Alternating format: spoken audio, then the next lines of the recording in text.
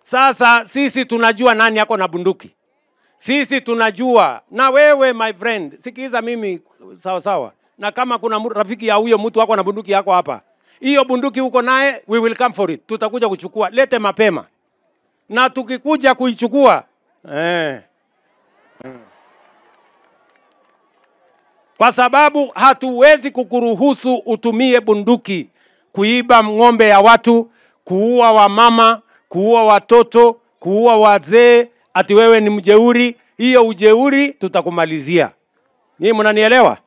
Kwa hivyo kila mtu iko na bunduki, tafadhali my friends, mapema asubuhi rudisha bunduki. Hakuna mwananchi atakuwa na bunduki. Wewe kama unataka kuchunga ng'ombe, tafuta fimbo. Enda chunga ng'ombe. Bunduki wachana naye. Tumekubaliana? Ama mnasemaje watu wa Samburu? Watu wa Baragoi mnasemaje? Iko bunduki inachunga ng'ombe? Bunduki inaua watu, bunduki inaua wanyama, bunduki inaua watoto, bunduki inaua kina mama, inamaliza wazee, inatuletea wajane, inatuletea mayatima. Hiyo maneno tumesema no.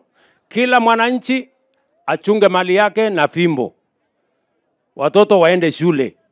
Ama namna gani? Kama unataka mambo ya bunduki, tunaajiri police next week. Wewe kuja tukuajiri kwa police, uende ushike bunduki, uendelee na hiyo kazi. Ama namna gani?